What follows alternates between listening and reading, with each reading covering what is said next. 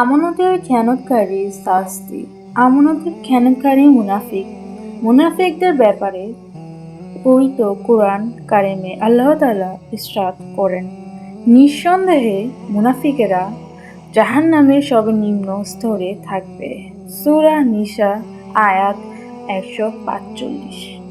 ভুল পরামর্শ প্রদান খেয়ানত। জীবন চলার পথে দুঃখ সুখ ও বিভিন্ন প্রয়োজনে একের অন্যের শ্রদ্ধার হতে হয়। অনেক সময় পরামর্শের ও প্রয়োজন হয়। দেখা যায় সময়মতো সুন্দর একটি পরামর্শের দাম লাখ টাকার চেয়েও বেশি।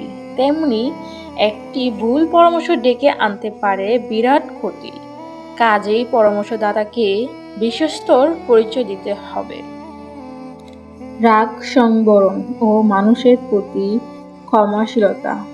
যারা স্বচ্ছতায় ও অভাব সময় আল্লাহর রাস্তায় খরচ করে এবং যারা নিজেদের রাগকে সংবরণ করে ও মানুষকে ক্ষমা করে, প্রকৃতপক্ষে আল্লাহ এরূপ পুণ্যবানদেরকে ভালোবাসেন। সূরা আলে ইমরান আয়াত 134। দিনী ভাই বোনেরা, এতক্ষণ পাশে থাকার জন্য জাযাকাল্লাহ খাইর।